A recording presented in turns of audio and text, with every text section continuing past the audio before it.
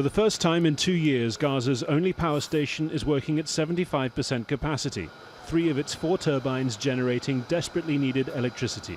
The power company says the territory can now expect a rise in supply to 12 hours a day from fewer than 5. From Israel, we get 120 megawatts, and now 75 from the power station.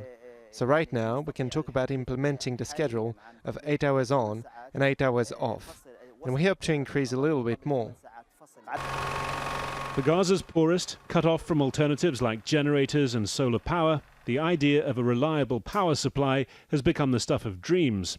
It also supplies some respite for Gaza's collapsing economy. Cheese manufacturer JAMAL AYTAH says sales have halved in the last year. Regular power supplies would save him expensive generator fuel and, more importantly, could spur demand. If there's no fridge, they say, I'm not going to buy cheese. If they get 8 hours of electricity in a row, they can keep it properly.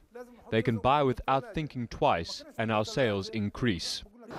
But much rests on politics. Qatar has pledged to provide fuel for the power station for 6 months. Supplies have already been affected, though, by tensions between Israel and Hamas, which controls the Gaza Strip.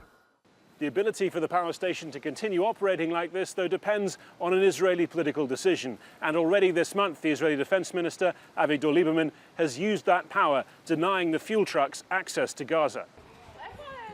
That followed a rocket fired from Gaza that severely damaged an Israeli home. The supply was restored only after a reduction in the scale of that week's Friday border protest. This Friday saw another exchange of rockets and Israeli airstrikes. For now, Israel has allowed the fuel to continue.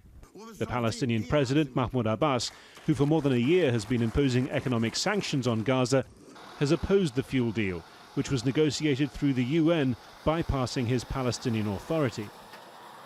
Gaza's people are painfully aware of how much lies outside their control.